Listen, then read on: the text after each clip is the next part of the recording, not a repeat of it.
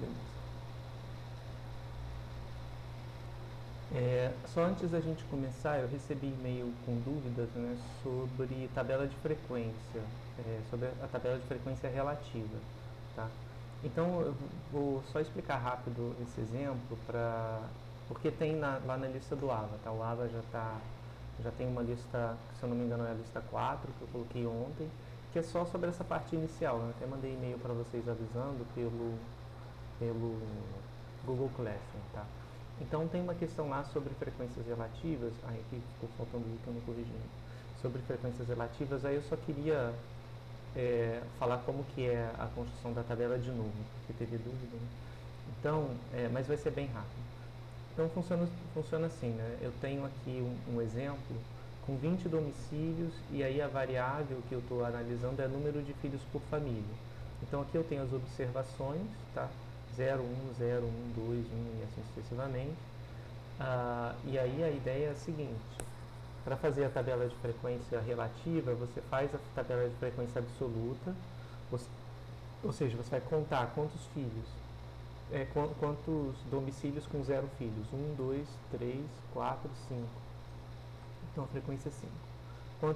Quantos, quantas famílias com um filho só? 1, 2, 3, 4, 5, 6, 7, 8, 9, 10. Tá? Então tá aqui o número 10. E aí você tem que fazer isso, né, sucessivamente para todos os números de filhos, né? Aí você vai até o número 4, que é o último, né? E aí você anota qual é a frequência relativa de todos eles. Desculpa, qual é a frequência absoluta de todos eles. Para fazer frequência relativa, é só você pegar a frequência absoluta e dividir pelo total. Ou seja, se você pegar 5 e dividir por 20, você tem a conclusão de que 25% dos domicílios investigados, né, ou amostrados aí, né, para compor essa amostra da variável de interesse, 25% deles têm 0 filhos. Ou seja, a gente estimaria, né, que um quarto dos domicílios não tem filhos, né, de classe A, o que quer que seja classe A, né, no Rio de Janeiro. Tá? E assim sucessivamente, para outras classes é análogo. Então, ó, 50%, metade dos domicílios da amostra né, tem um filho, né, naquele domicílio, tem uma criança. Tá? E assim sucessivamente. É sobre a estrutura familiar. Né? Você tem um núcleo familiar com um filho, 0 filhos, 2 filhos, 3 filhos. Tá? Eu acho que o que a questão do Ava falava era um pouquinho diferente, porque eu não sei, que eu tenho que lembrar qual era a função exatamente. Mas você pode falar de frequência relativa num subespaço, né? Numa subpopulação, ao invés de falar na população toda. Né? Então, por exemplo, você pode falar assim: eu estou interessado em olhar só, agora não todos os domicílios de classe A no Rio de Janeiro, mas assim só os domicílios que têm até 2 filhos. Então eu posso falar de frequência relativa num subespaço, por exemplo, a frequência relativa entre as famílias com até 2 filhos. E aí qual é a frequência relativa do número de domicílios com 10 filhos nesse novo universo mais restrito de domicílios com até 2 filhos?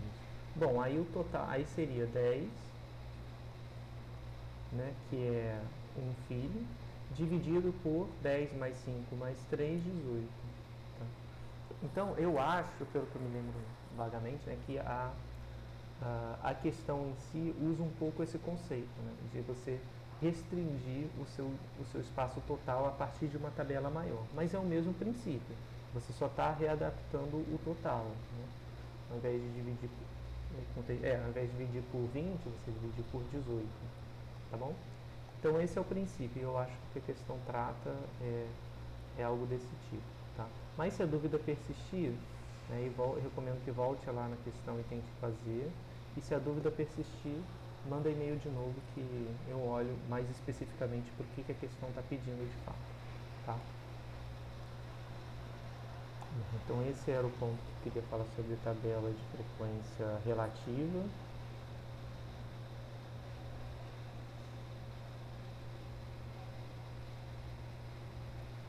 E aí, bom, seria interessante a gente voltar para olhar os box plots, né?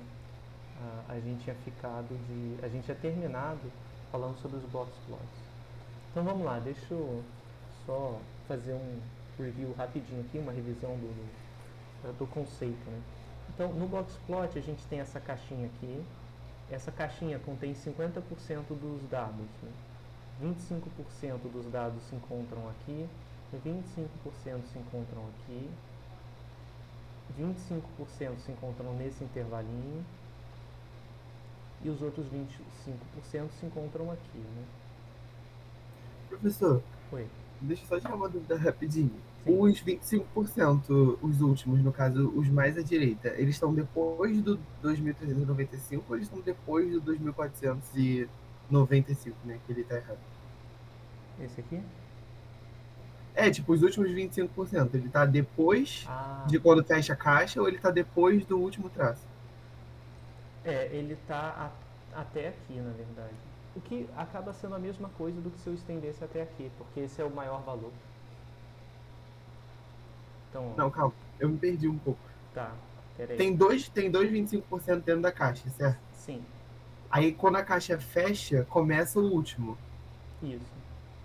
A partir do 2395 já é o último. E aí segue. Isso, e aí vai daqui até aqui. Ah, entendi. Tudo bem? Beleza. É que eu queria saber onde é que começava. Se já começava Ah, na caixa ou se começava depois. tá, entendi. É logo à direita da caixa, né?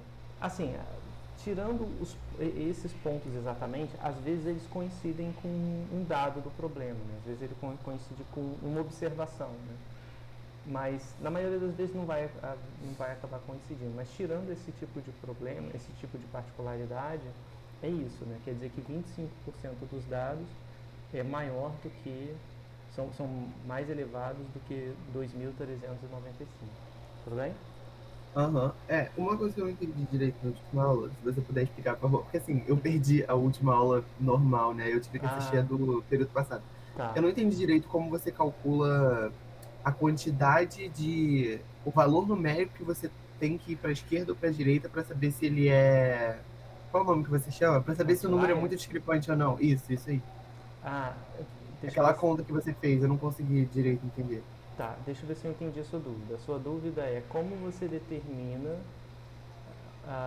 a fronteira tal que à esquerda dele estão os outliers e à direita estão os valores que não são outliers. Ou se Isso, você isso. tiver a cerca do outro lado é o contrário, né? O que tiver à direita é outlier e o que tiver à esquerda não é. A sua dúvida é essa? Isso. Tá, beleza. Então como é que você calcula essa região? Isso aqui eu tinha chamado de cerca inferior e essa aqui é a cerca superior. Então, essa cerca, a cerca, ela fica a uma distância, né, da caixa que é igual a 1,5 vezes a distância interquartílica, tá? Então, essa é a forma que você calcula, né, que você usa para calcular as cercas. Para o lado direito é a mesma coisa, tá? Aqui o lado direito não está igual ao esquerdo, mas eles são simétricos, tá? É só porque eu fiz o desenho meio bizonho. Então, 1,5 vezes a distância interquartílica. Então, por exemplo, né, como é que você sabe a fórmula para calcular o CI? Seria, cerca inferior vai ser esse lado esquerdo da caixa, que é o quantil que deixa 0,25 à esquerda, certo? Menos, porque você vai andar para a esquerda, essa distância aqui, que é de 1,5 vezes a distância interquartílica. E a cerca superior fica sendo o quê? Bom, a cerca superior, ela começa daqui, ela é calculada a uma distância do Q3, né, do meu quantil de 0,75. Então ela começa no Q 0,75 e aí para eu medir onde ela está de fato eu preciso contar 1,5 vezes DQ passos para a direita, né? Então 1,5 vezes DQ. Tá? E quem é essa distância interquartílica? A distância interquartílica, ela é o comprimento da caixa do box plot. Então, essa distância é o DQ. Aí como é que você vai fazer, então? Isso aqui vai virar o seguinte. Nossa, tá grandíssimo. Eu acho que agora melhorou. Aí você vai fazer o seguinte, vai fazer Q 0,25 menos 1,5 que multiplica. Agora quem é o DQ? O DQ é o Q 0,75, que é essa quantidade aqui, menos o Q 0,25, que é essa quantidade aqui. Tudo bem? Aí depois é Tranquilo. só colocar os valores. Aqui é mais, né?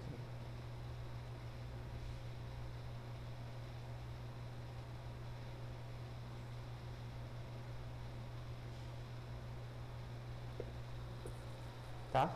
E aí, bom, se você sabe os quartis, né, lembra, a gente viu lá no R como é que faz para achar os quartis. Se você sabe os quartis, você já consegue colocar, você consegue calcular essas quantidades aqui. Tudo bem? Tudo bem. É porque quando eu vi a fórmula, eu pensei que você poderia colocar 1,5 vezes esse DQ Uhum. igual a 1330, por exemplo.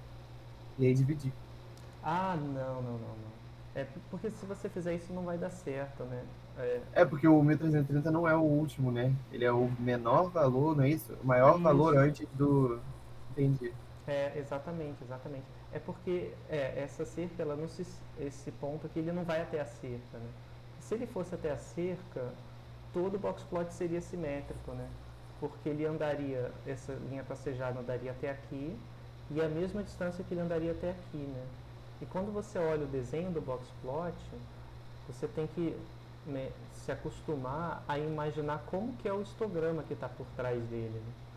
Então, se você fizesse esse ponto e até a cerca sempre, ia ficar um box plot assim, né? Ia ficar algo que não condiz muito com os dados, porque ele vinha até aqui e ele viria até aqui, mais ou menos. Então, assim, tipo, não teria muita... Ficou bem fora de escala, né? Ele vindo até aqui, algo assim. Então, por isso, essas cercas, elas só vão até o último valor que você observou. É porque o gráfico ele tem que te dar uma ideia, mais ou menos, de como é o box plot, tá vendo? É algo assim. Desculpa, como é o histograma da distribuição.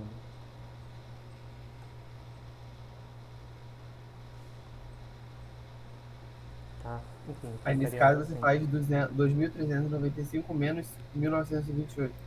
2.395 menos 1928. Exato. Para achar o DQ, sim. Tudo bem? Aí você acha o DQ, que é 467, e aí você diminui ou soma do limite da caixa. Exato, exato. Ah, entendi. Soma Então agora aquele foi. valor multiplicado por 1,5, né? Da esquerda ou da direita da caixa, né? Dependendo de como Ah, for tá, tem que saindo. multiplicar. Entendi. Tem que multiplicar por 1,5. Tudo bem? Ah, ótimo. Ah, beleza. E esses valores, né? Da onde que saem eles? De onde que vêm esses valores aqui? Eles são os quantis, né? Então eu tenho que calcular os quantis na base de dados. Bom, eu posso usar aquela função quantile que a gente comentou na última aula, quer dizer, na última aula não, acho que é umas 2 aulas atrás, né, para pedir quem são os quantis, mas a gente consegue visualizar, né? Eu tinha colocado esse exemplo, onde a gente consegue ver quantos números são, né, na verdade. Então eu tinha, só para a gente fixar a ideia, né, eu tinha 189 mães, né? Deixa eu só contar para ver se é isso mesmo. São 1, 2, 3, 4, 5. 1, 2, 3, 4, 5, 6, 7, 8, 9, 10, 11, 12. 12. 1, 2. Ah, não, não são 189, são 89. Peraí, deixa eu contar de novo, acho que eu perdi a conta. 1, 2, 3, 4, 5, 6, 7, 8, 9, 10, 11, 12. 1, 2, 3, 4, 5. Tá. Então eu tenho, na verdade, quantos dados? Né? O meu N, que é a quantidade de observações, são 5 vezes 12, menos 1 que falta aqui, que vai dar 60 menos 1, 59. Então eu tenho 59 observações. Aí eu coloquei aqui os quantis, né? Aí como é que eu sei Como é que eu posso fazer uma inspeção rápida para ver quais devem ser os valores dos quantis? Eu vou fazer 59 dividido por 4, porque eu quero pegar esses dados e dividir em 4 partes iguais. Primeira parte, segunda parte, terceira parte, quarta parte. Então, quando eu faço essa divisão aqui, isso vai dar 19 por 4, 4, sobra 3. Então, sobram 3 observações, né? Aí, como é que você faz quando sobram 3 observações? Você usa cada uma delas como contínuo, tá? Então, esse cara daqui é o Q025. Esse aqui é o Q05, esse aqui é o Q075. Tá? Como é que eu sei esse? Porque eu tenho que deixar 14 dados em cada pedaço. Então, eu vou contar 1, 2, 3, 4, 5, 6, 7, 8, 9, 10, 11, 12, 13, 14. Então, ficam 14 dados à esquerda do primeiro quartil. Então, o primeiro quartil tem que ser esse cara aqui. Aí eu vou contar 14 de novo. 1, 2, 3, 4, 5, 6, 7, 8, 9, 10, 11, 12, 13, 14. Então aqui está o meu outro pedaço. Aí agora eu vou contar 14 de novo. 1, 2, 3, 4, 5, 6, 7, 8, 9, 10, 11, 12, 13, 14. Fechei aqui. Aí esse é o terceiro quartil, ou o Q075, e aí conto 14. Aí se eu contar 14 vai dar isso aqui, certo? Porque são 12 colunas, né? Então 12 colunas mais esses dois caras aqui, 14. Tá? Então quando o resto da divisão é 3, então você faz assim, você pega um quantio, né, vai ser o número, você vai pegar um número da base para ser o quartil. Tá? É uma forma prática e rápida de calcular. Aí o software pode achar quantias ligeiramente diferentes, porque faz umas coisas um pouquinho mais elaboradas do que isso, mas esse é o princípio. Tá? Então, ó, esse 1928 é o valor do primeiro quartil, tá vendo? 1928. O segundo quartil, 2211. Tá vendo? 2211. E o terceiro, 2395. E aqui está 2395. Tudo bem? Ô, professor, rapidinho. Hum, Nem todos os números de dados vão ter a mesma quantidade de números, né? Então, sim. tipo, sempre vai ter 3 quartis. Tipo, todo número que a gente dividir vai dar resto de 3 sempre? Ah, boa pergunta. Não, isso não vai acontecer. Se eu tivesse, por exemplo, 60 dados, aí o resto seria zero, certo? Sim. Aí eu teria que fazer de um outro jeito, tá? E isso é cálculo de quantio manual, né, digamos assim, cálculo manual de quantismo. Como é que você calcula? Na verdade, como são 3 restos possíveis, né? Não, 4 restos possíveis, pode dar resto zero quando o número for divisível por 4, pode dar resto 1, resto 2 ou resto 3. Então tem 4 restos possíveis. Então tem um método para cada resto, tá? Em geral, como é que você vai fazer? Em geral, você primeiro pega um jeito que funciona para todos os restos, é você pega e divide ao meio a base. Eu vou pensar aqui, se eu tenho 59 dados, para dividir ao meio, e aí isso vai funcionar para qualquer resto que você pegar. 52 dividido por 2, você vai ter aqui 29, né? E vai sobrar 1. 2, 29, 40, 58, e vai sobrar 1. Então você vai contar, né?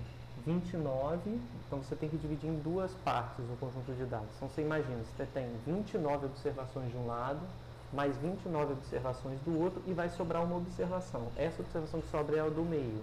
Então você sabe, bom, então para esse caso aqui, eu vou ter que pegar a observação de número 30 para ser o meu primeiro quartil. Então você vai contar aqui 12, 24, 25, 26, 27, 28, 29 e 30. Né? E aí fez essa parte. Então, bom, esse cara aqui é o primeiro quartil. Aí você checa para ver se está fazendo sentido. Então tem que ter a mesma quantidade de dados à esquerda dele e a mesma quantidade à direita. Aí beleza, fez isso, então agora desse lado daqui eu tenho 29 observações. Se eu tenho 29 observações, eu vou dividir esse pedaço todo aqui de trás em duas partes iguais. Né? Os quartis fazem isso. Então aí você pode dividir por 2 de novo. Né? Esses 29 que estão ali atrás vão dar 14, né? E vai sobrar 1. Aí chega a mesma regra de formação, tá vendo? Aí você vai contar 14. 1, 2, 3, blá blá blá, 14. Vai sobrar um e o outro pedaço tem que ter 14 também. Você divide esse pedaço que tinha 29 observações em dois pedaços iguais, né? Então fica dessa forma. Tá? Se o número fosse 60, esse mesmo princípio ia valer. Né? Só que ia ser ligeiramente diferente. Só ia ser ligeiramente diferente. Se fosse 60, daria 30 e sobraria 0. Se sobra 0, você não pode pegar um valor da base para ser o quartil. Você tem que pegar um valor que esteja entre os dois. Então você vai lá e vai ter 30 observações de um lado, 30 do outro e não vai sobrar nenhuma observação. Então quem que você tem que pegar como quartil, como o quantil do meio, que é a mediana? Né? Então quem vai ser mediano? Vai ser a média entre a observação 30 e a observação 31. Vai ser o valor que está ali no meio. Se o valor está entre os dois, ele vai deixar a mesma quantidade para a esquerda e a mesma para a direita. Tá? Então, só tem que prestar atenção com esse detalhe. Se tiver resto, você vai acabar pegando um ponto específico para ser o quartil. Se não tiver resto, você vai pegar o ponto do meio entre duas observações da base. Tá? Mas, professor, se a gente tirar um ponto do meio, a gente não vai estar criando um número que não está no conjunto de dados? Tipo, 2 e 4. Sim, E aí faz a média e você cria um 3. Só que aquele 3 não existia ali. E aí ele exato. vai ser o número que divide, mas ele não existe no conjunto. Sim, Pode isso? pode, não tem problema. A média, por exemplo, o que é a média de um conjunto de dados? A média não necessariamente é um valor que existe. Por exemplo, se você tira a média do número de pessoas por família, né, esse número de pessoas vai dar quebrado, certamente. É muito difícil que dê um número certinho. E não tem filho pela metade. Né?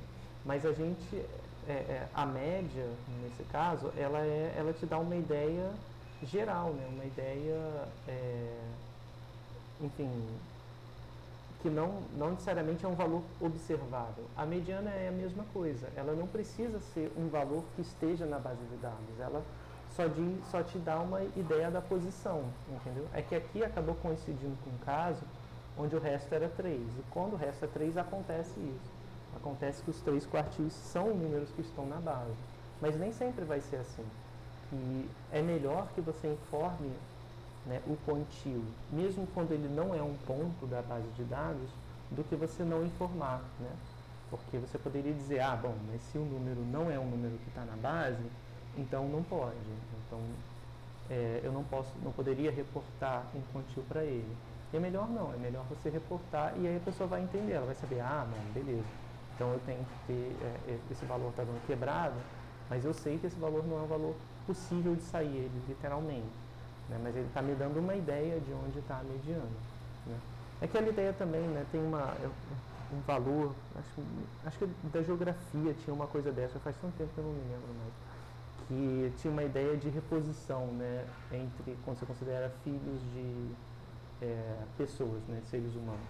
Você tem que ter, eu acho que 2,1 filhos por mulher, né, para você conseguir que a população seja estável, né? Porque os filhos têm que repor o pai e a mãe, e esse 1, né, é para lidar com mortes, né, que acontecem no meio do caminho, até antes da criança se reproduzir, pega meio mal, né? Antes da criança entrar em idade reprodutiva, deixar de ser criança, entrar em idade reprodutiva e aí gerar os novos descendentes, né? Aí tem esse númerozinho de 2,1. Mas é claro que ninguém pode ter 2,1 filhos, né? Mas, enfim, acho que eu dei muita volta. Mas eu só queria dizer que não tem problema que dê um número quebrado. Beleza, beleza, entendi. Valeu. De nada, sem problema. Bom, pessoal, então o conceito de box plot é esse. É um gráfico um pouco mais intrincado, né? Dá para perceber, né? Que ele é um gráfico meio... Tem muitos conceitos aí, né? Por trás desse gráfico de box plot. E para que a gente faz tudo isso, né?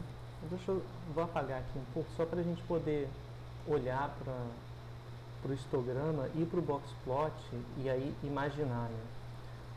O gráfico. Uma vantagem de você fazer box plot é que é fácil você comparar populações olhando para um box plot para cada população, né? Por exemplo, porque aí o exercício é o seguinte, eu tenho que, dado um box plot, eu tenho que imaginar quem é o histograma que está ali por trás daquele box plot. Então, nesse caso, eu imaginaria um histograma mais ou menos assim. Tá? Mais ou menos. Né? E aí eu tenho uma ideia. Bom, quando eu faço histograma, eu sei de fato, né, como é que é a cara da distribuição. Mas só de olhar para esse box plot aqui, eu já imaginaria uma distribuição desse tipo, né? Onde aqui me dá um indício de uma cauda longa para a esquerda, ainda mais que tem esses outliers aqui. E aqui logo na direita é onde concentra a maioria dos dados, onde se concentram, né? Vai ser uma grande concentração de dados. Nesse intervalo pequenininho aqui, eu tenho metade dos dados, né, caindo aqui. E isso está visível, né, no histograma, tá vendo? Essa parte aqui, que é uma parte bem curtinha do histograma, contém todo mundo, contém 50% dos dados. A outra metade está nesse intervalo bem maior aqui. Tá?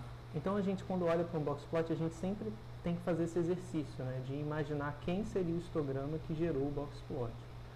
Tá? E, bom, e aí o gráfico seguinte, que era o gráfico onde eu tinha parado na aula passada, que eu queria mostrar para vocês, ele mostra bem, ele ilustra bem esse conceito, né, de usar box plots para comparar populações, né, ou para comparar dados provenientes de populações diferentes. Então aqui tem um gráfico, né, ele é um gráfico ilustrativo, tá, do número de horas dormidas por dia da semana. Então aqui eu tenho segunda-feira, terça-feira, quarta-feira, quinta-feira e assim sucessivamente. E no eixo Y, né, eu tenho número de horas dormidas. Tá? Então aqui, quando eu vejo um box plot, eu tenho que lembrar, né, que existem pontos aqui, né, que formaram esse box plot. Tá? E aqui esses pontos não aparecem, só aparecem os que são outliers. Tá? Então cada ponto aqui é uma medição. Tá? Nesse caso, pessoal, essas medições são tomadas, cada uma delas é uma pessoa diferente, é um indivíduo diferente. Então aqui, nesse caso, né, o box plot está na vertical, tá? Mas é a mesma interpretação, tá bom? Eu tinha mostrado antes um box plot na horizontal e aqui eu tenho ele na vertical. Se eu quiser imaginar quem é o histograma aqui por trás, eu vou ter que fazer ele meio deitado. Tá? Seria algo assim, talvez. Né? Então a curva seria essa. Né? Aqui a curva seria talvez mais ou menos assim. Tá? Então é isso, né? E aí a gente consegue comparar lado a lado as distribuições, né? Como é que se comportam os histogramas na segunda-feira, e na terça-feira, e na quarta-feira. E a gente começa a analisar alguns padrões. Né? Seria difícil fazer isso se eu fizesse histogramas aqui, né? Isso é bem complicado, a gente conseguir visualizar um histograma do lado do outro. Né? A gente viu um exemplo onde a gente tinha 2 histogramas no mesmo gráfico. E se a gente imaginar, né, aquilo para mais histogramas, ia ficar bem complexo de visualizar. E nos box plots não, você consegue ver, né, para cada dia da semana você consegue ver um comportamento diferente. Olha que interessante, aí o que acontece, né? A gente nota algumas coisas. Eu vou olhar só para a mediana, tá, pessoal? Esse valor aqui é a mediana. Acima dele tem 50% dos dados e abaixo tem 50% dos dados. Então ele serve meio que como uma medida da posição do histograma, né? Na posição do box plot, ou na posição dos dados. Né? Em média, a mediana dos dados seria esse valor aqui na segunda e esse valor na terça. Então olha o que acaba acontecendo em média. Né? Na segunda-feira a pessoa, né, dorme mais. Aí quando vai passando a semana, terça, quarta, quinta, a pessoa, né, as pessoas em média passam a dormir um pouquinho menos, né, dormem menos durante a semana.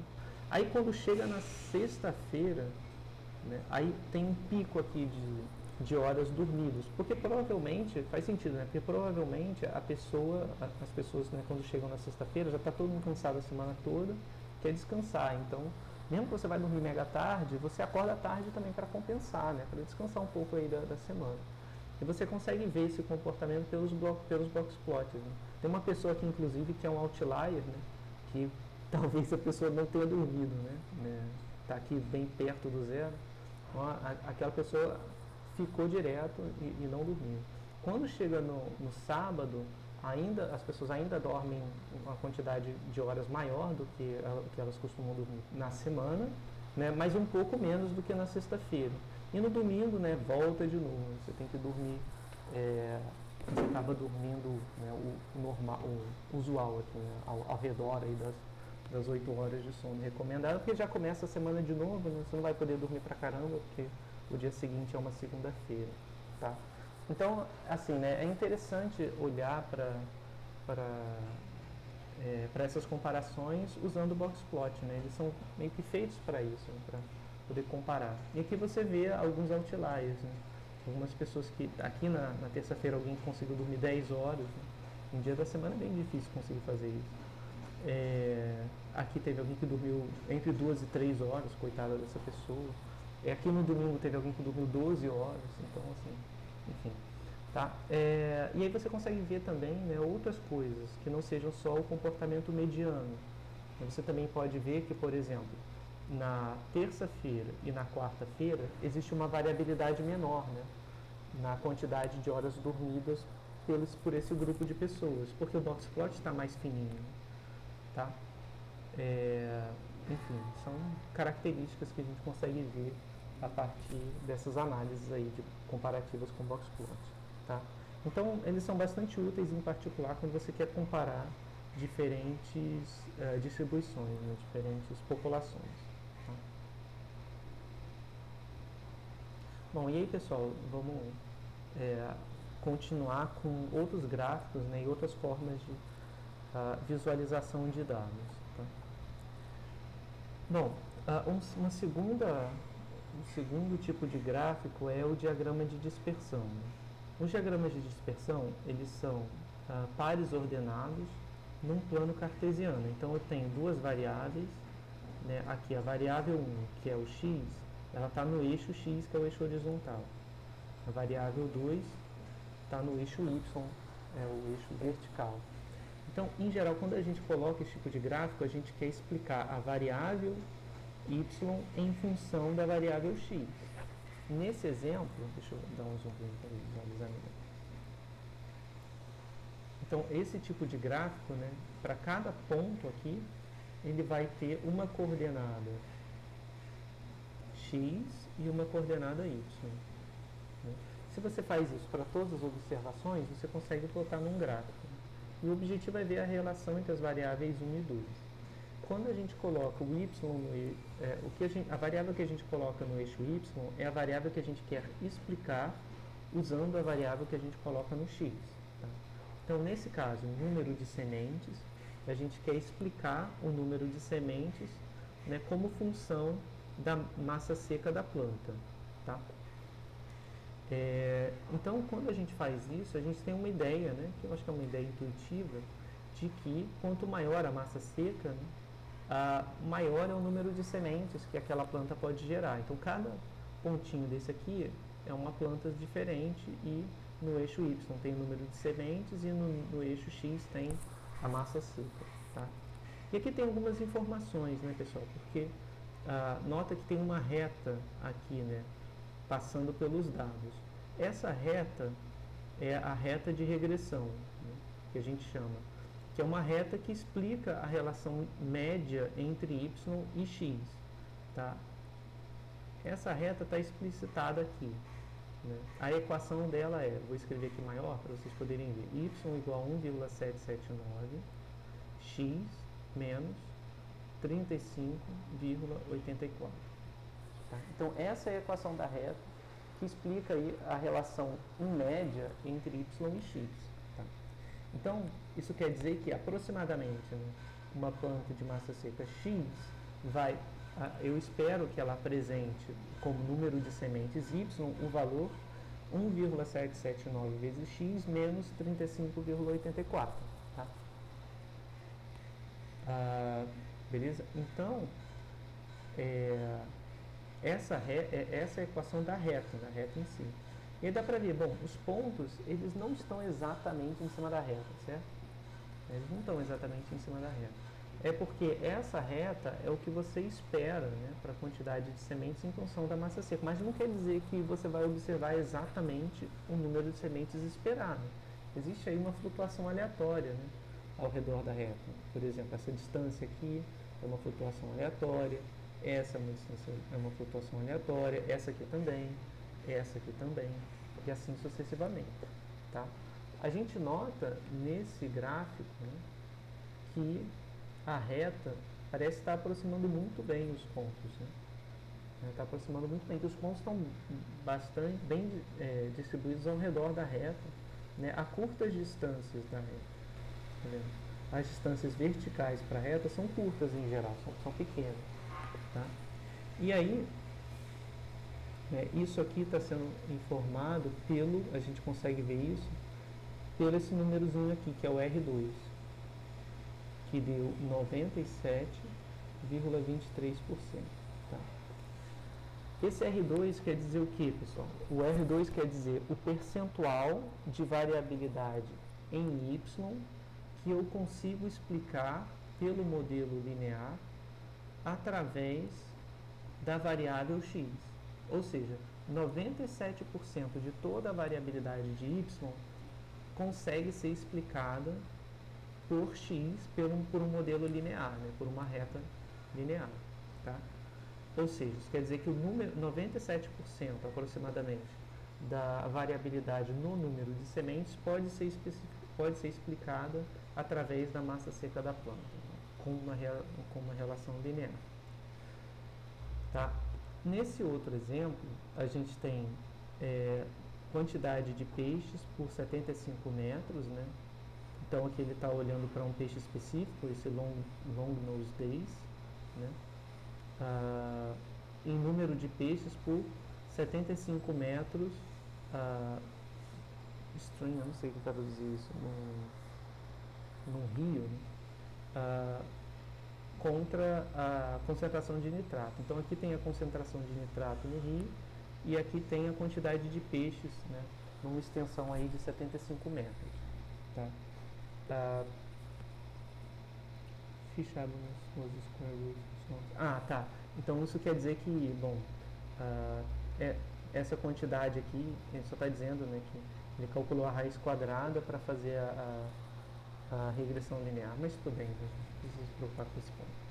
Tá? Aí, bom, o que eu queria ilustrar é que, nesse caso, né, a variabilidade ao redor da reta está muito maior. Né? Porque os pontos estão, em média, né, a distâncias bem elevadas da reta. Isso quer dizer que o percentual, né, de variabilidade, né, sobre a quantidade de peixes a cada 75 metros, que é explicado pelo nitrato, é um percentual mais baixo. Tá? Ainda parece, olhando o gráfico, né, que em média, quanto maior a concentração de nitrato, você espera encontrar mais peixes. Tá? Mas a relação ela não é tão direta assim. Né? Existe uma certa variabilidade consideravelmente alta ao redor da reta. Tá? Mas o que parece acontecer é isso. Né? Aqui no início você ainda consegue observar valores baixos, tá vendo? Quantidades baixas de peixe. Quando você vai chegando mais para a direita, você não observa mais essa quantidade baixa. Né? Então isso já é um indício de que parece existir uma relação crescente entre concentração de nitrato e a quantidade de peixes. Tá? Enfim, o diagrama de dispersão, pessoal, é esse. Né?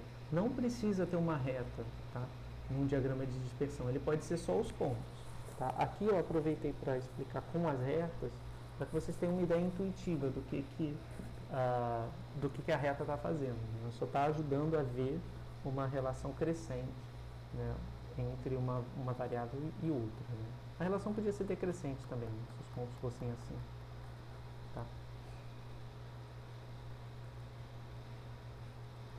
Bom, e aí chega uma parte, né, eu acho mais interessante, que é sobre erros, né, que a gente pode observar num conjunto de dados. Um conjunto de dados não é que os dados estejam errados, mas conclusões erradas, né, que podem ser tiradas a partir de análises equivocadas, né, sobre gráficos. Então aqui eu coloquei um tema que é bastante comum, que é o de correlações escuras. Né? Então vamos lá, o que esse gráfico ele diz para a gente? Aqui é um gráfico que tem dois eixos. Ele tem dois eixos verticais, um do lado esquerdo e um do lado direito. tá? E um eixo X que é comum aos dois. Então aqui tem duas curvas, eu não sei se dá para ver porque o fundo é preto, então fica um pouquinho difícil de ver com essas cores, mas enfim. O que é o eixo, o que está nessas duas curvas, né? A primeira curva em vermelho é número de pessoas que se afogaram caindo numa piscina, tá? Então aqui tem o número de pessoas que morreram caindo afogadas numa piscina, né, no ano de 99, no ano de 2000, 2001 e assim sucessivamente. Aqui está em mortes nos Estados Unidos. Então aqui pouco mais de 105 pessoas morreram afogadas em piscinas nos Estados Unidos nesse ano. Tá? E o que tem no eixo, na curva amarela, né, que é a curva cujo eixo está aqui do lado direito. Em amarelo tem número de filmes onde o Nicolas Cage apareceu. Então são coisas completamente não relacionadas uma com a outra. Né? E para eu enxergar o eixo que está essa curva em amarelo, eu tenho que olhar para o eixo da direita. Então aqui tem os filmes, né? 4 filmes, né? 2. Aqui tem 2,5 só para marcar, né? Mas não quer dizer que ele tenha aparecido em meio filme, tá? E 1. Então, olha só o que acaba acontecendo. Parece, né, que, em geral, quando o Nicolas Cage aparece em mais filmes, eu tenho mais afogamentos. Né? Que parece, né, que tem uma tendência de alta nos dois, aqui eu tenho queda, aqui eu tenho alta de novo, né? Aqui eu tenho queda, e essa queda também se observa aqui. Então, parece, né, que se eu olhar assim, sem prestar atenção no que está sendo reportado, parece que, sei lá, o Nicolas Cage fica afogando as pessoas nos filmes dele, né? E não é isso, né? É óbvio que não é isso. O que acontece? É que são dois comportamentos, pessoal, colocados lado a lado. E aí acontece por uma coincidência, né? Deles exibirem esse comportamento, né? De que quando um aumenta, o outro aumenta, e quando o outro diminui. Mas por que acaba acontecendo isso? Acaba acontecendo porque eu tenho poucas observações, eu tenho 99 até 2009, ou seja, são 10 observações, né? Então, na verdade, o que eu tenho são 10 pontos na curva amarela e 10 pontos na curva rosa. Né? Esse gráfico eu tirei de um site que o que ele tem é um monte de séries temporais com poucas observações, e aí ele faz correlação entre essas séries temporais, né? Porque você sempre pode calcular um índice de correlação, né, entre as séries. E aí acontece porque nesse site você tem tantas séries temporais que você encontra várias delas cuja correlação vai dar alta entre uma e outra. Né? Mas ela vai dar alta só por uma coincidência, né? Porque se eu tiver várias séries, eu consigo encontrar um par delas que quando uma sobe, a outra sobe, em média, e quando uma desce, a outra desce também. Nesse caso, a correlação foi de 67%. Não dá para ver aí porque é cinza no fundo preto, então fica bem difícil. Mas a correlação está de 67%. E se eu fosse olhar para isso, né, para um gráfico contra o outro direto, sem interpretar, eu ia, sem pensar no que está sendo colocado, eu ia acreditar que essas curvas em amarelo e em vermelho apresentam alguma correlação. Quando na verdade não, né? Claro que o Nicolas Cage não afoga as pessoas nos filmes, né? Outro exemplo, né? Número de pessoas que se afogaram depois de cair de um barco de pesca, tá? Em roxo. Em amarelo, taxas de casamento no Kentucky. Então é claro que as pessoas não se casam e jogam o cônjuge do barco, né? Não é isso. Mas é só se você plota qualquer coisa decrescente, pega qualquer outra coisa que também é decrescente, coloca uma do lado da outra, vai dar correlação alta. Mas não quer dizer que as duas coisas são correlacionadas. Aqui a correlação deu de 95% entre as duas variáveis. Né? E esse aqui ainda é mais forte do que a anterior. Mas, enfim, é óbvio que não é que uma coisa está relacionada com a outra. Né?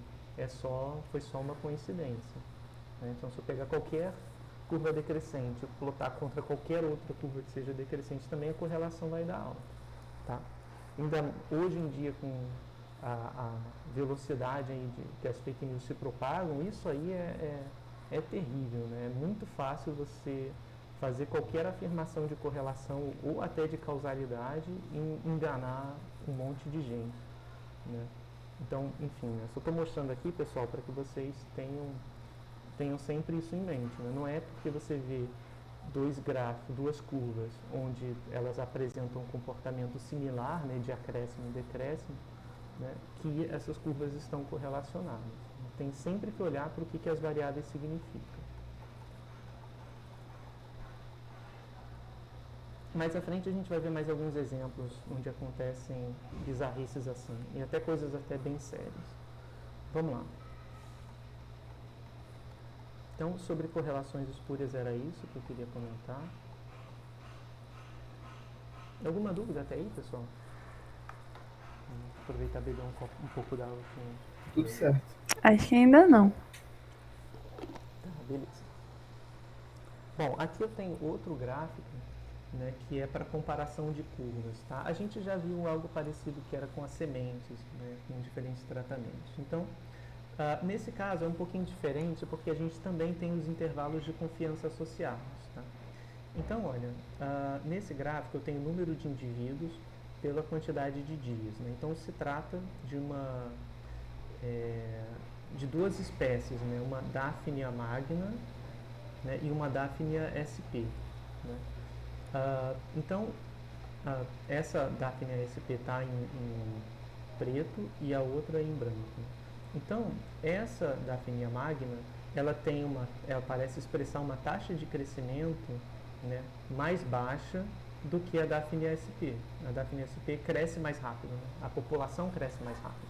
Então, é um problema de crescimento populacional, de dinâmica de populações.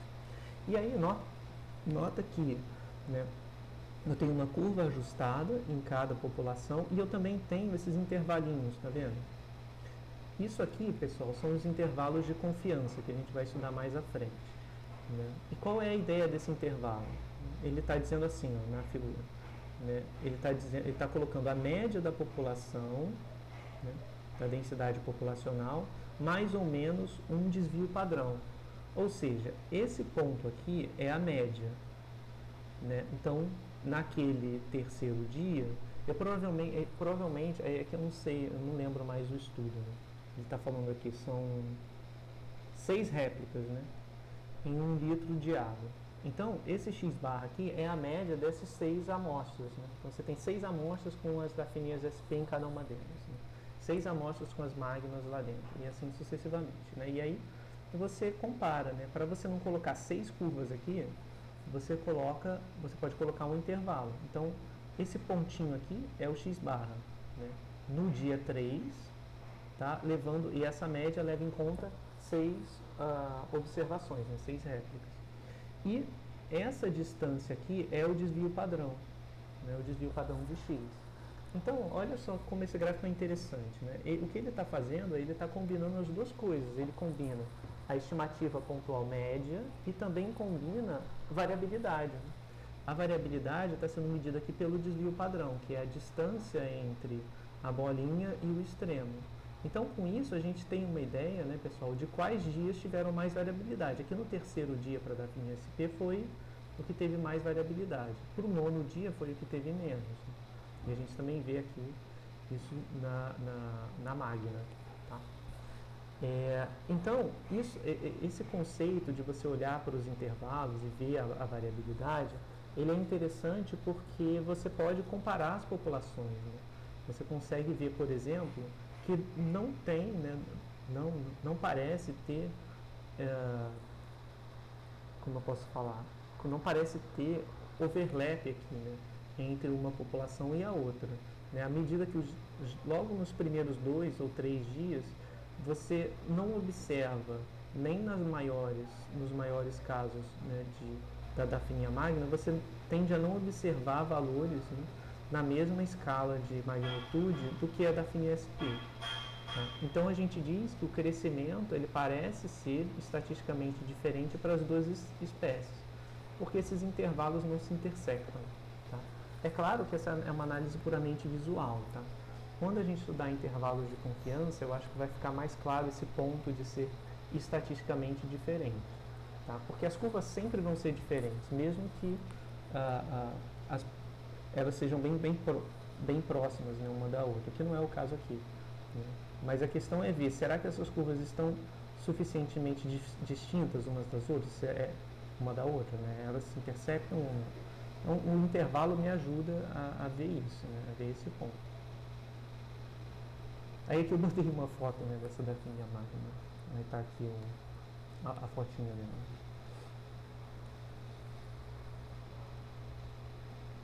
Bonitinho. Pois é. A primeira vez que eu tava. Eu não sei que tipo de animal, de bicho é esse. Não sei se é bactéria. Quer dizer, nossa, desculpa que eu falei bicho e bactéria, não pode ser. Eu não sei o que seria. Qual é a classe dele. Não, tem um garoto na turma que saberia apenas. Eu acho que ele não tá aqui hoje. Ah, pois é. Eu Eu lembro. acho que ela é um tipo de fitoplâncton. Eu acho. Ah, tá. Parece um fantasminha, não sei se sou só eu. Olha, tem um olhinho ali, umas mãozinhas assim pra cima. Sim, eu achei parecido com um camarão fantasma, uma coisa assim. Pois é. Eu lembro a primeira vez que eu dei essa matéria, quando eu era professor substituto, né? Eu dei esse mesmo exemplo da FNSP. Aí quando eu ficava falando, aí eu falei pro pessoal o seguinte, pessoal, essa foto aqui eu só achei da Daphnia Magna. A Daphnia SP eu não consegui encontrar. Procurei no Google e não achei de jeito nenhum. Aí o pessoal ficou rindo e tal, mas eu não entendi muito bem, né? E eu segui a aula. Aí no final da aula, o aluno veio falar comigo, professor, quando já tinha acabado tudo, né? Ele veio falar comigo, professor, essa Daphne SP você não conseguiu achar porque SP é só uma espécie de referência, não é a espécie em si. Aí eu fiquei, pô, mas ninguém me avisou isso. Enfim, né? Não, Coisas mas eu da vida. pesquisei aqui, é um crustáceo planctônico mesmo. Interessante. Crustáceo. É. Ok. Obrigado, valeu. Vamos ver se eu me lembro até o próximo semestre, se eu der a matéria de novo. Ver se eu consigo me lembrar que é crustáceo. Beleza. Bom, vamos lá. Mais uma aplicação desses intervalos, né? Aqui a gente tem latitude no eixo Y, no eixo X e número de espécies de pássaros no eixo Y, tá? Então aqui tem várias latitudes diferentes e a quantidade de pássaros, né? Então aqui são latitude de 7 localizações em Delaware. Queria achar isso. Os pontos são a média do número de espécies, né, por condados em 2001 até 2006. Então você tem aqui talvez uma média por ano, né, aí eu realmente não sei. Ficou faltando colocar aqui ou estava na descrição de onde eu peguei, eu já não lembro mais. Tá? Então esses pontos são as médias, em geral é isso, né? Os pontos são médias e o intervalo são intervalos de 95% de confiança. Tá? Então, como é que funcionam esses intervalos? A gente vai ver com mais detalhe lá na frente, mas funciona da seguinte forma. Né? Existe uma média populacional, né, do número de pássaros nessa latitude aqui. Essa média populacional ela não é observável, tá? Porque não foi feito um censo dos pássaros. Essas medições, esses pontinhos, eles são médias amostrais. Então, foi feita uma coleta de dados e com base nisso estimou-se que a média era essa. Mas esse não é o verdadeiro valor da média. Então, o intervalo de 95% de confiança, ele é feito para que, né, para representar o seguinte conceito de que 95% desses intervalos, eles são criados assim, de forma que 95% deles, né, em média, vão conter a verdadeira média populacional lá dentro. E 5% não vão conter. A gente nunca sabe qual que contém e qual que não contém. Tá? Então, a interpretação é essa, que com alto grau de confiabilidade, 95%, eu vou acreditar que esse intervalo aqui, que foi obtido com base numa amostra, contém a verdadeira média do número de pássaros nessa latitude específica aqui. Tá? Então, se eu fizer isso com todo mundo, né, eu acredito que a média é algum valor que está aqui dentro, né, a média populacional, o pontinho é a média amostral para cada um desses intervalos. Então, a verdadeira média pode estar aqui, né, a dessa curva pode estar aqui, A dessa pode estar aqui. Como esses intervalos não são garantidos que eles contêm a média, pode ser que, por exemplo, a verdadeira média para essa latitude esteja aqui, esteja fora. Mas isso só vai acontecer a cada 5% das vezes, né? 5 a cada 100 intervalos, né? Eu espero que aconteça algo desse tipo. Tem a verdadeira média fora do intervalo. Tá?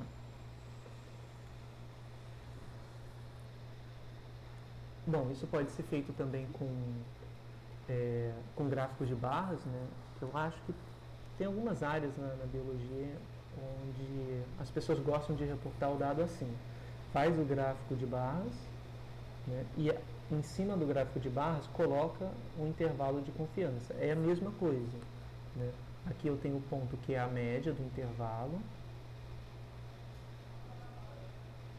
E eu também tenho a medida da incerteza, porque eu posso comparar uma população com a outra, né? Aqui eu tenho o número de espécies de pássaros, né? E aqui eu tenho diferentes Christmas Bird Count, é um lugar, né? Em 7 localizações diferentes em Delaware. Então é bem parecido com o anterior. Então aqui eu posso comparar, né? Essa localidade e essa localidade, né? O objetivo é esse. Eu sei as alturas que elas são diferentes, mas eu tenho uma medida de incerteza associada também, tá vendo? Eu acredito com alto grau de confiança de que o verdadeiro número de espécies é algo entre 130 e 118, algo assim, para essa localidade. Para essa daqui, eu acredito que seja talvez entre 131 e 145, e assim sucessivamente. Dessa forma, eu consigo identificar localidades aonde eu não consigo afirmar que o número de pássaros é necessariamente maior do que na outra localidade. Por exemplo, essas duas aqui. Como eu tenho associado a medida de incerteza também, né, pode ser que eu tenha, por exemplo, a média, pode ser que eu tenha o número de espécies de pássaros aqui, para essa localidade, e para essa localidade o número de pássaros esteja aqui. Pode ser que seja isso. Na verdade, eu tenho um fato curioso sobre esse gráfico, que todos esses anos eu nunca tinha parado para pensar. Mas parece um pouco estranho, né? Eu não deveria colocar intervalos assim, porque, a não ser que, sei lá, tenha levando em conta a possibilidade de que os pássaros tenham entrado em extinção, né? Talvez seja isso. Porque foi entre 2001 e 2006. Eu não entendi. Não? Como assim? Porque olha Não só, é pra usar esse... porque eu penso assim, né? Ele foi lá e olhou que o número de espécies, né, em média, era de 100. Então, se ele encontrou 100 espécies diferentes, 100 é o mínimo, né? Não pode ter menos do que 100 espécies, porque ele já achou 100. Então pode ser que ele não tenha descoberto uma espécie lá. Isso explica essa parte de cima do gráfico. Mas a parte de baixo eu não consigo interpretar. Porque por que tem essa incerteza aqui para baixo, né?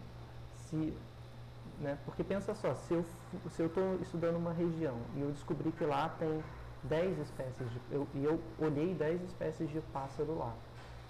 Então, eu posso acreditar que no mínimo 10 espécies tem, mas não menos do que isso, porque eu já achei 10, né? Seria mais se, tipo, poderia... Rapidinho. É meio estranho, hein? Se mais de uma que ele encontrou contando como duas fosse da mesma espécie, e aí só não soube classificar. Pode ser. Aqui ele está falando que é espécies de pássaro, né? Eu não sei, porque talvez aqui, né, porque ele esteja falando entre 2001 e 2006, então não sei qual seria a interpretação. Talvez algumas espécies possam ter entrado em extinção ao longo desses poucos anos aí, mas realmente eu fico meio pensando aqui, né, da onde que pode vir essa variabilidade, né? Talvez ela esteja mais relacionada com um instrumento de observação, né? Talvez eu devesse interpretar essas médias como a quantidade de espécies de pássaro que eu consigo localizar ao longo dos anos, né? E não a quantidade de espécies existentes, né? Então aí os intervalos talvez estivessem medindo a capacidade de fato faz encontrar essas sentido. espécies, né? Mas é um ponto que eu não tinha pensado antes, né? E, enfim, acho que é relevante para interpretar essas observações, né?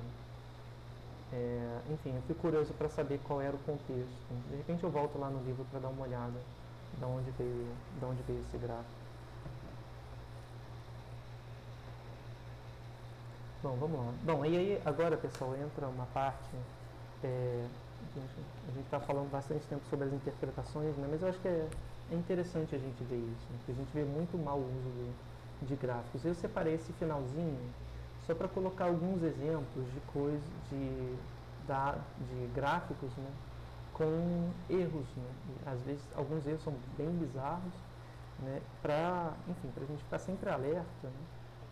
Para formas de representar os dados e manipular a informação também. Então vamos lá, né? Esse primeiro foi um gráfico que eu tirei de uma revista, essa é até a foto mesmo da revista que eu tirei na época, em que a gente tem o seguinte, é um gráfico setorial, né? Só que aqui é um gráfico de pizza que não está completo, mas enfim, isso não é um problema, né? Eu só estou olhando para a faixa, tá? E aí era uma pergunta, né? Quando você compraria o seu PlayStation 4? Isso era na época que eu acho que o PlayStation 3 ainda era o mais avançado que tinha, e aí estava surgindo o PS4. Né? Aí a gente tem as respostas. Bom, 17% das pessoas disseram que em 2014 ou perto disso. 33% disseram quando o preço abaixar ou tiver produção local. 14% dizem aproveitarei agora para comprar o PS3. 15% diz já estou com o PS4 em mãos e 21% disse quando tiver mais jogos interessantes vai comprar um PS4. Esse gráfico tem vários problemas bem bizarros, né? O primeiro deles, olha a representação do percentual, 21%, e olha esse aqui, 33%. Qual o sentido, né? Por que o 21 está muito maior que o 33? Isso acontece, é muito bizarro, isso acontece muitas vezes, né? É muito comum ver esse tipo de erro, e é um erro bem boçal, assim. Eu não consigo entender, parece que é só para mascarar, né, uma classe e fazer com que ela pareça ser maior do que ela realmente é. Então, quando isso acontece, o que a gente tem que fazer? A gente tem que olhar para os números e ignorar o gráfico. O que é bem perturbador, né? É bem chato a gente ter que fazer isso. Você se pergunta, para que tem um gráfico se o gráfico está totalmente distorcido as proporções e eu tenho que olhar para tudo só numericamente, tá? Então esse é um ponto. Outro ponto, né, outro erro desse tipo de gráfico é que gráfico setorial, pessoal, não pode ter interseção entre as classes. Não pode ser possível eu ter uma resposta em uma classe e uma pessoa respondendo duas classes diferentes, né? As classes têm que se excluir. Isso não necessariamente é verdade aqui, né? A pessoa que fala que vai comprar quando tiver jogos mais interessantes, isso pode ser em 2014 ou perto disso. Né? Como é que eu sei que essas classes não são excludentes? Né? Então também tem esse problema. Ou a pessoa que diz que quando o preço abaixar, mas quando que vai ser isso? Eu não posso ter interseção, isso não pode acontecer perto de 2014. Né? Então, assim, ainda tem esse problema, né? As classes estão mal representadas proporcionalmente e elas não necessariamente têm interseção vazia, né? Elas não são o que a gente estudou lá no início, de classes disjuntas. Né? Então, enfim, está bem errado. Bom, mais um exemplo, né? Esses aqui eu peguei acho que era... Golpe, né? Golpe acho que é Partido Republicano, se eu não me engano. Mais de 2002, é muito antigo. Né? Olha só, esse aqui ainda é mais bizarro, porque o que acontece? É gráfico setorial, 3D, já está errado, e olha as classes. Como assim? 63% mais 60% mais 70%. Sabe, não faz o menor sentido, não dá nem 100% se você somar o percentual. A pessoa não teve nem o trabalho de reescalonar os percentuais. Né? É totalmente absurdo esse tipo de gráfico. A pessoa que tem toque, ela fica nervosa, né? Com certeza. E o círculo ainda nem parece que é um círculo, parece que a pessoa desenhou assim, né? E pronto. Verdade. É muito bizarro. Eu realmente não consigo entender. Aqui também, enfim, né, em meio a tantos erros, o que é isso? Né? O negócio está desalinhado e fora do quadrado que tem para conter. Enfim, vários erros. Ó, tem mais um. Esse é clássico, tá, pessoal? Esse daqui é o que mais aparece. Agora vai ter eleição, né? Então pode ficar ligado. Quando tiver isso, vai acontecer esse tipo de erro. Sempre tem. Que é o seguinte, quando você olha aqui, né? Deixa eu ver que variável é essa. Isso é sobre vendas, né, do Times e o Daily Telegraph, comparando, né? Aí quando você olha para cá, você fala, pô, o Times está mais que o dobro, né? Bom, mas olha os números. 4, 8, 5, 7, 2, 0. E olha esse aqui. 4, 4, 6, 9, 5, 4. Né? Os números são bem próximos, certo? 485.446. Um não é nem de perto o dobro do outro. Mas por que está assim? Porque a pessoa começou do 420. É fácil então. Aí eu começo o gráfico aqui e mostro os dois, né? Porque eu cortei o eixo Y, tá vendo? Ele não começa do zero, começa do 420. Né?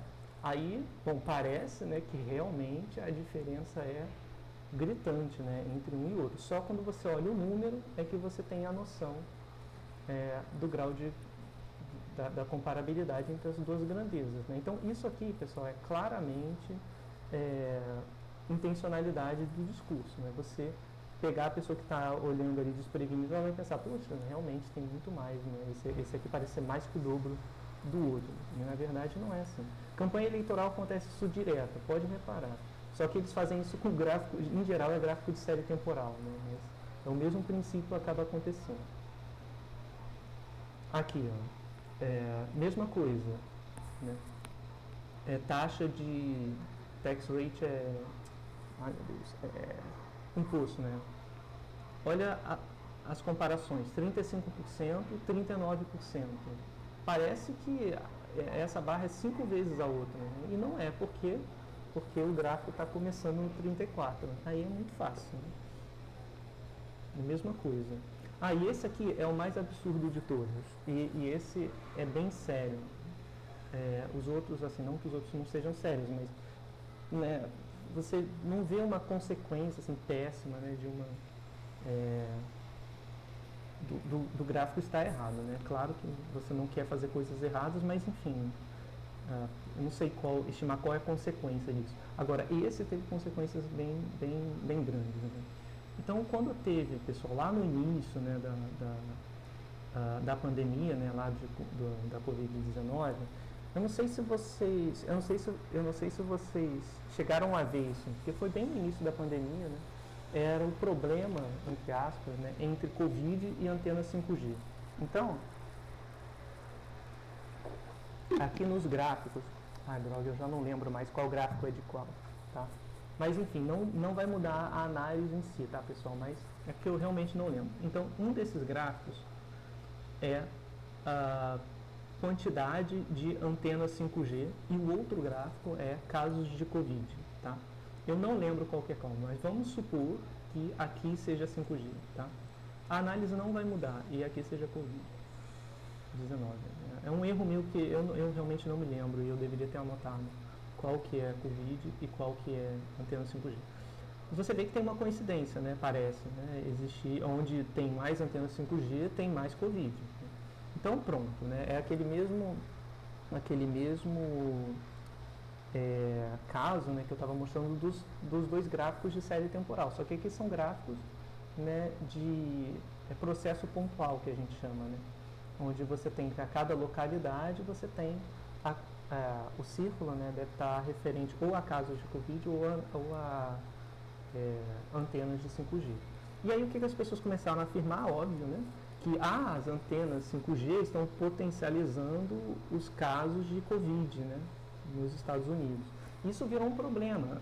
Aqui eu coloquei dois links, né, vídeos de notícias no YouTube mesmo falando sobre isso, né? E aí mostrando casos de pessoas que botavam fogo nas antenas 5G porque elas achavam que as antenas 5G elas foram convencidas, né, que as antenas 5G estavam potencializando os casos de Covid. E não faz o menor sentido, não tem nenhum sentido uma coisa dessa, né? E por que isso aqui acabou acontecendo? Porque tem uma variável de confundimento. Isso aqui era logo no início da pandemia. E aí, no início da pandemia, né, os casos começavam a pipocar nas cidades onde recebiam mais turistas, né, porque isso foi lá no inicinho. Então, eram as cidades mais... as cidades mais desenvolvidas, né, que têm uma atividade turística mais forte, né, e que recebiam mais pessoas infectadas de outras localidades, né. Bem no início era o que acontecia. E essas regiões eram regiões tipicamente mais desenvolvidas, né, onde tinha uma ocorrência maior de antenas de 5G. Mas não quer dizer que a antena 5G está causando Covid, né? Não faz o menor sentido. As pessoas adoram isso, né? Elas, hoje em dia, com a profusão de informação que existe por aí, é muito fácil você achar características totalmente não correlacionadas, né? E colocar uma lado a outra e ver, quando uma aumenta, a outra aumenta, quando uma diminui, a outra diminui, então uma está causando a outra, né? Ou uma está correlacionada à outra. Qual é o problema nesse caso? Nesse caso é porque existe uma coisa chamada fator de confundimento, ou variável de confundimento.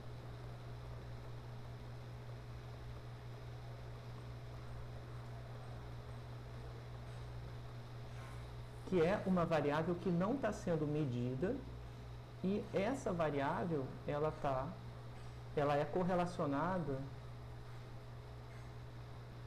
com as duas coisas ao mesmo tempo, que no caso, né, nesse caso específico, é a quantidade, né, de pessoas, né, e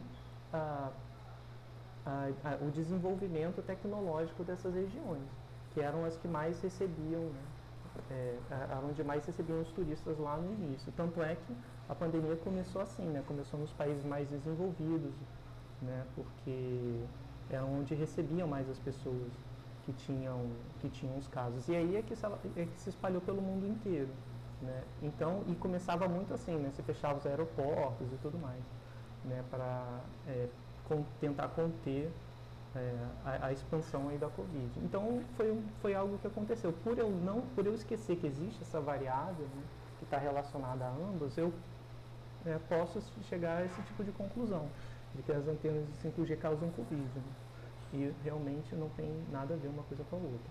Aí aqui eu coloquei esses dois links e depois vocês podem assistir, né. E aí ele fala de alguns casos, né, tipo, acho que no Reino Unido também teve muito isso, né, de pessoas que estavam incendiando as antenas porque reclamavam que estava causando Covid.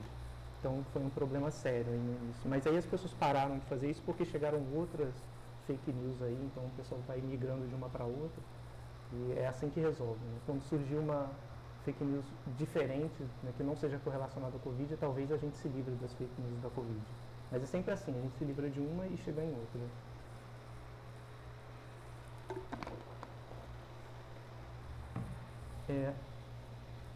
Bom, pessoal, então é isso. Sobre gráficos, era isso que eu queria mostrar para vocês.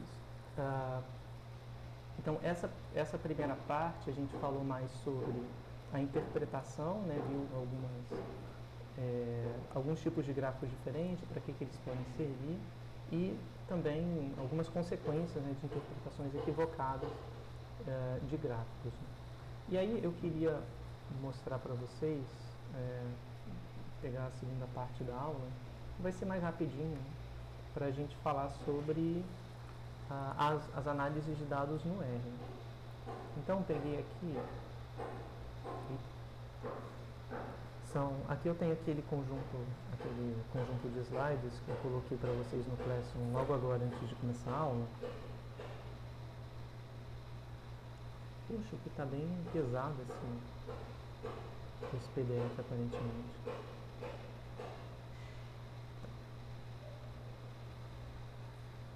Isso aqui, pessoal, é um tutorialzinho de R, tá? Para análise exploratória de dados. Caramba, por alguma razão isso tá mega lento.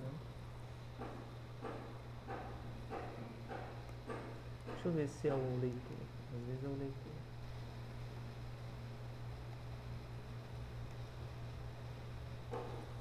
Deve ser, eu acho que é isso mesmo, acho que é o leitor.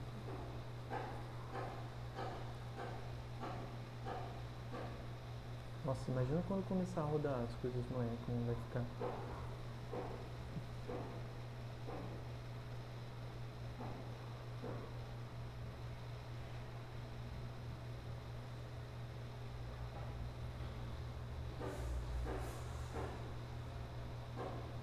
Não sei qual que é a melhor forma de ver. Bom, vamos fazer o seguinte.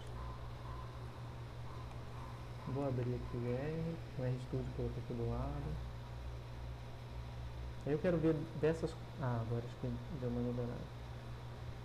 Dessas coisas, o que a gente já falou.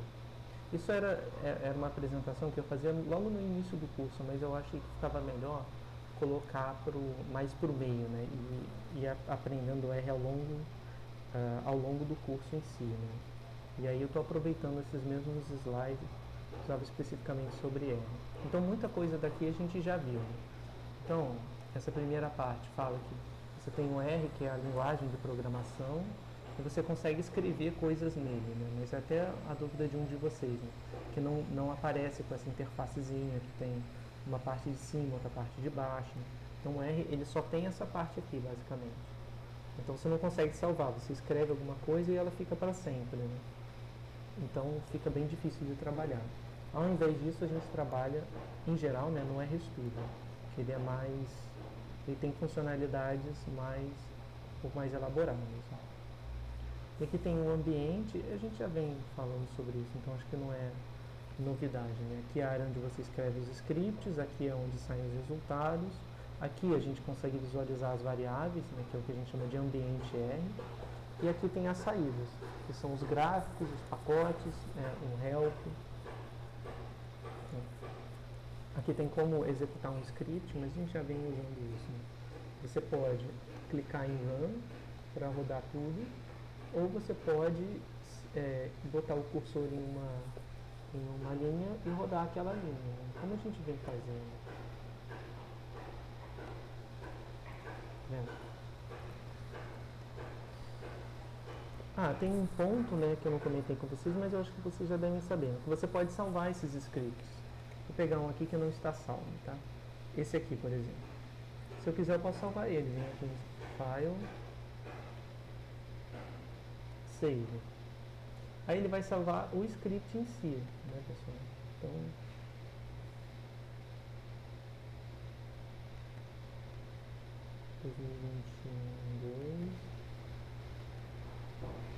códigos, depois.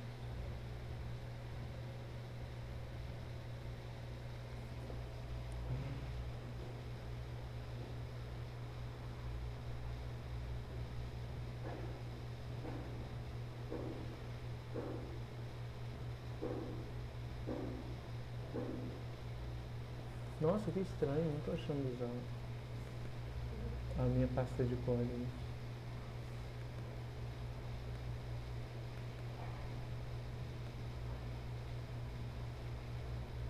É esquisito. Depois eu procuro isso.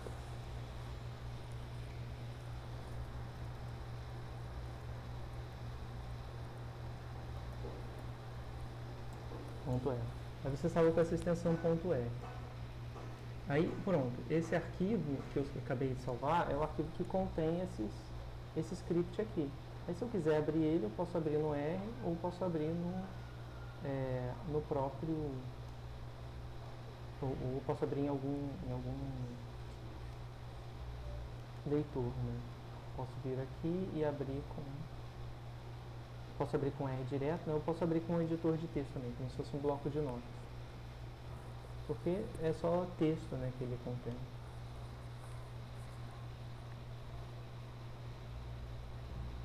A gente já vem falando, né, sobre cálculo. Então, por exemplo, você pode somar ou subtrair valores, multiplicar, fazer divisão, potência, raiz quadrada, exponencial e logaritmo, Ou você pode usar também o R como um operador lógico, né? Eu acho que isso talvez a gente não tenha visto. Enfim, se eu quero me perguntar se uma coisa é verdadeira ou não, eu boto eu posso botar, enfim, eu posso perguntar se duas quantidades são iguais ou não, né? Por exemplo, posso dizer 2 é igual a 3, ele vai dizer false. Se eu botar 2 é igual a 2, ele vai fazer true. Tá? Tem que botar dois iguais. Se eu botar um igual só, ele vai tentar colocar o 2 dentro desse 2 e vai achar que é uma variável e vai dar erro. Tá vendo? Não deu erro. Que esse igual é para variável. Né? Eu só posso usar, por exemplo, x igual a 1. Aí o que ele fez? Ele criou uma variável x e colocou 1 lá dentro. Se eu fizer 2 igual a 2, ele vai tentar criar uma variável que o nome é 2 e colocar um 2 lá dentro. E ele não aceita isso, né? Porque senão vai começar a dar um monte de problema. Tá? Então, se você quer perguntar se duas quantidades são iguais, você pode fazer assim. Tá? Se você quiser perguntar se são diferentes, você também pode fazer assim. Diferente é exclamação igual. É como se estivesse imitando aquele tracinho do diferente. Vai dar false. Se você botar 2 diferente de 3, vai dizer true. Então, o R, ele testa essas coisas, né? Se algo é menor do que o outro, se algo é maior do que o outro, por exemplo. Se eu fizer 2 maior do que 3, é falso. Se eu fizer 2 menor do que 3, verdadeiro. Tá? Para que serve isso?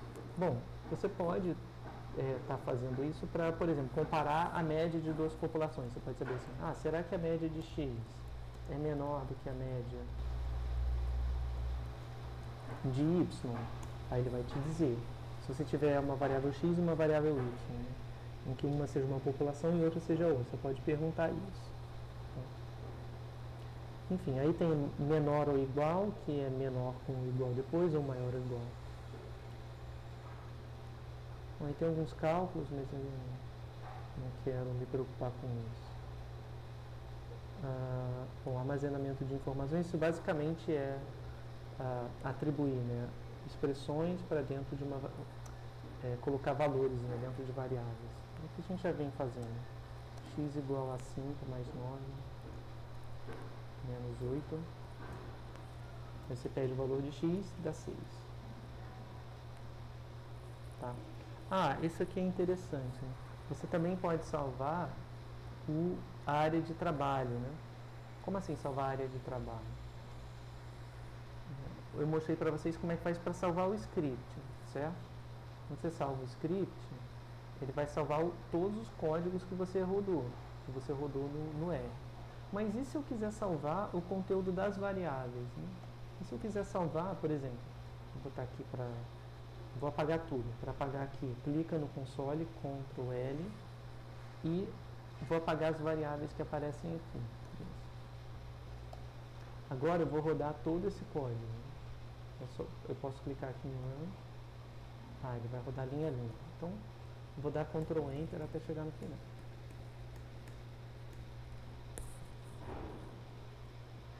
É porque aqui ele não salvou em lugar nenhum.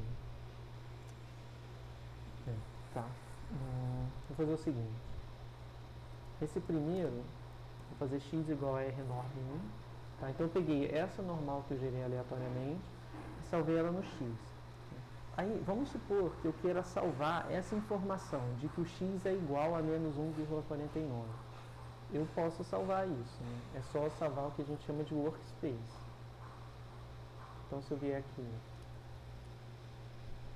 Professor, isso não tá naquele negócio que você passou, né? Esse não é o negócio que abre no R, né? Qual negócio? Não, esse é um outro... Tá, aqui. É um outro arquivo. Tá bom. O do R é diferente. O do R eu só vou conseguir começar a falar na aula que vem. Achei que desse pra falar hoje, mas... Bem... aqui. Para você salvar, né, o conteúdo em si, né, tipo qual variável foi criada, com qual valor e assim sucessivamente, você salva o que a gente chama de área de trabalho, workspace. O workspace é diferente do código. O código é o que está aqui embaixo, né, embaixo dessa tela aqui. O workspace é o que aparece aqui. Então, se você salva o workspace, eu vou colocar aqui dentro daquela pastinha.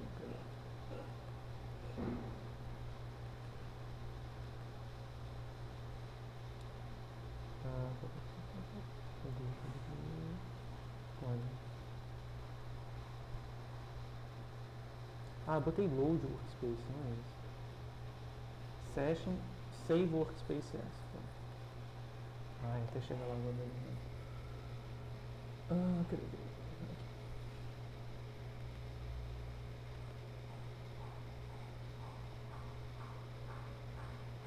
Código.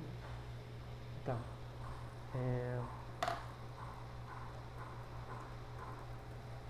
Área de trabalho. Pronto, dou um enter, beleza. Aí, olha, nota que eu tenho dois arquivos, né, nessa pasta de códigos. Um que eu criei foi o código teste e a outra é área de trabalho.rdata. Esse .rdata, ele indica que esse arquivo aqui, né, ele contém a informação que está aqui, né? Ele vai dizer que tem uma variável lá chamada x e o valor dela é menos 1,49. Nota que o símbolo é diferente. Esse aqui eu não consigo abrir com com documento de texto, né? Deixa eu pegar aqui o que eu uso como documento de texto.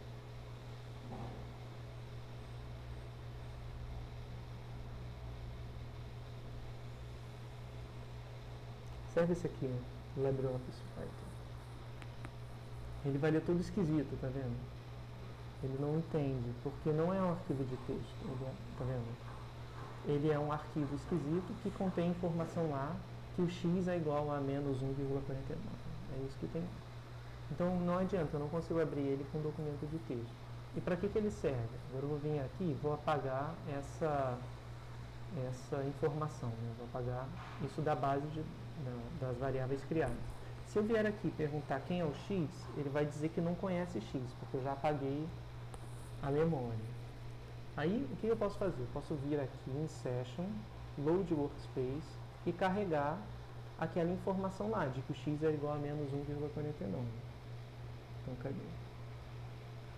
Ah, não, isso aqui é host. Tá.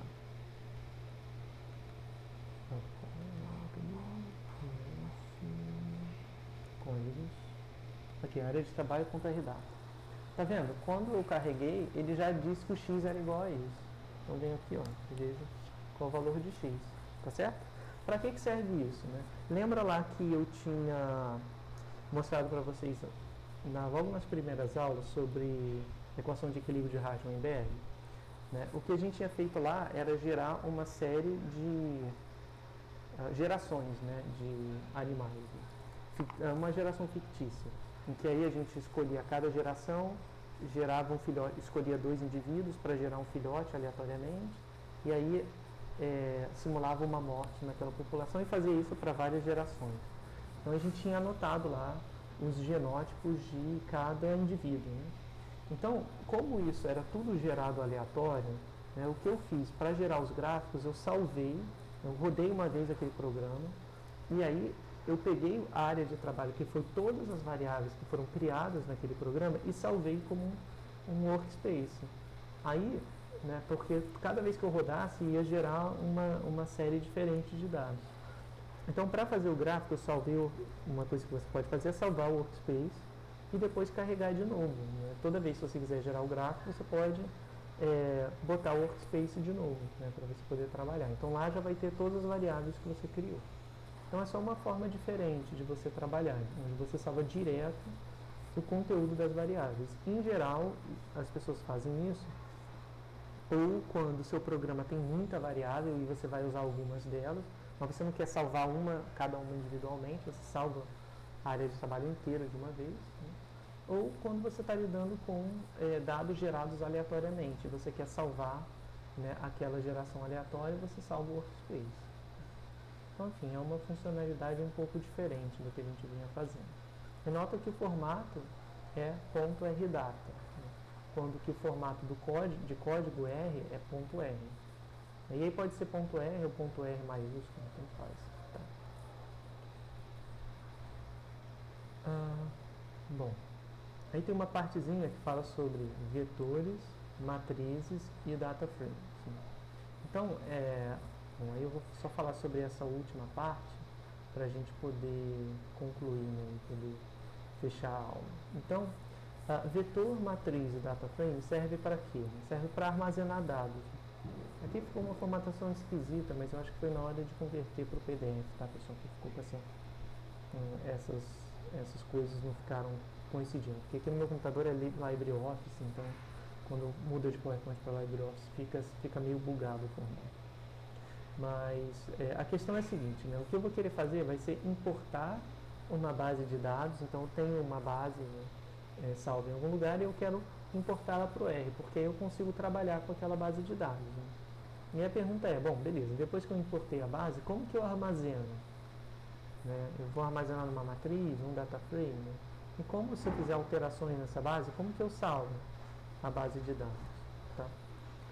Então, tem aqui uma apresentação, né, de uma base de dados que é dessa de regressão logística, que é uma base que eu já vim usando aqui em alguns slides, né? Que era se o recém-nascido está abaixo ou acima do peso, tá? E assim sucessivamente.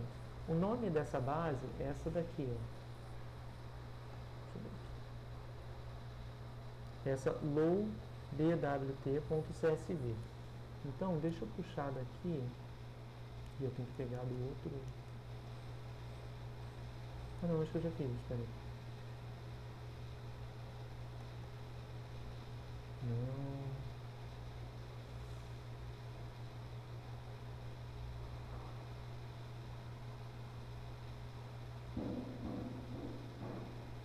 Nossa, que estranho.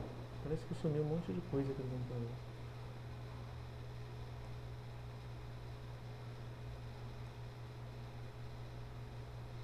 Poxa, eu tinha salvo. Onde é que estava essa pasta aí? Ah, era lá do... Tá, era lá do outro ano. Poxa. Tá, então vamos lá. Não, vou copiar isso para a pasta desse ano.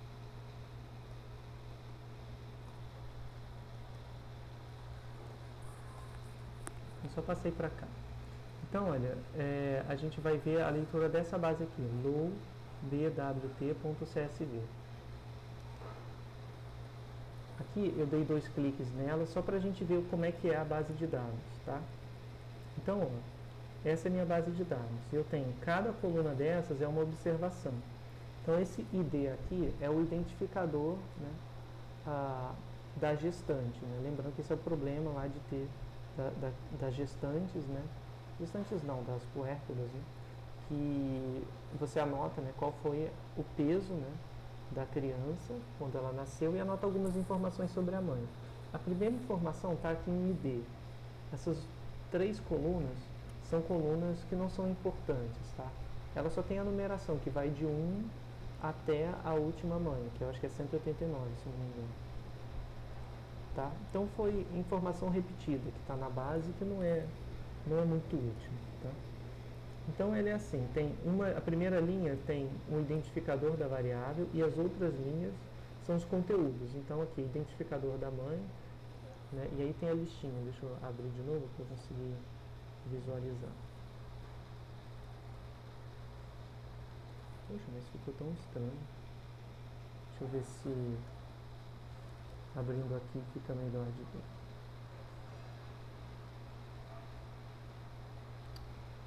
Também não ficou bom.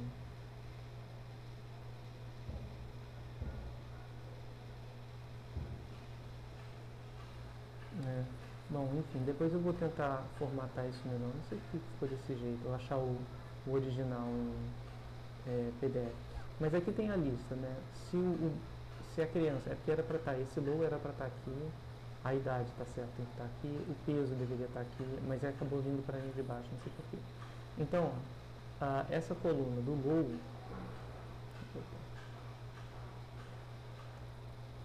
né, ela diz se o recém-nascido, né, ele nasceu abaixo do peso, aí se ele tiver nascido abaixo do peso, sim. Se não tiver nascido abaixo do peso, 0. Né? Então, subpeso é 1 e 0 é sem subpeso. Então, ó, isso é o que está representado aqui, sem subpeso, né, com subpeso. Tá? Então, tem uma dessas para cada característica da mãe. Idade da mãe. Né? Isso aqui é o peso da mãe no último período menstrual. indicador racial, né? E aí tem as denominações raciais lá. Se a mãe era fumante ou não, provavelmente quer dizer fumante, 0 não. E assim sucessivamente, né? Aqui é irritabilidade uterina, né? Hipertensão, número de visitas ao médico e por fim, né, tem o peso do bebê, né? Tá vendo? Aqui vários bebês pesando ao redor de 2,5 kg, 2,7 kg, 2,800, 3 kg e pouco, 4 kg. E aí começam as mães com bebês com subpeso, tá vendo? 709, 1021, tá? Então, isso é a base de dados, né? A base de dados é um arquivo, né, em geral CSV, tá vendo?